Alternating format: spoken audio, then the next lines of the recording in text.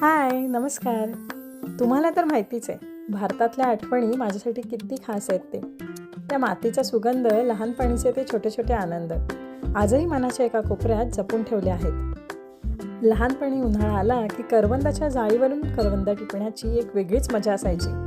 प्रत्येक करवंद शोधताना मिळणारा आनंद, हाताला लागलेले काटे आणि तरीही चेहऱ्यावरचं हसू, सगळं काही आज तसंच आठवतं.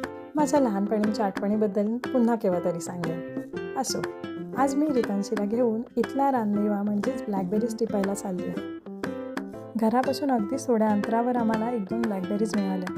त्यांना बघून तिला इतका आनंद झाला, पण त्या पुरेशा नव्हत्या. त्यामुळे आणखीन ब्लॅकबेरीज आपण टिपूया ह्या नादात बिचारी रितांशी 1 ते 1.5 किलोमीटरही आनंदाने चालली. शेवटी आम्हाला छान ब्लॅकबेरीज मिळाल्या. आम्ही त्या काढल्या. खरं तर रसरशीत ब्लॅकबेरीज बघून कोणाच्याही तोंडाला पाणी सुटलं असतं.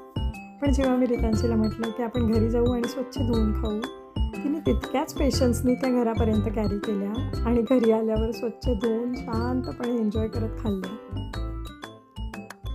खरं तर ठिकाण किंवा वेळ बदलू, पण जेव्हा आठवणी निसर्गाशी जोडलेल्या असतात ना, त्या मनात तशाच ताज्या राहतात, हो की नाही?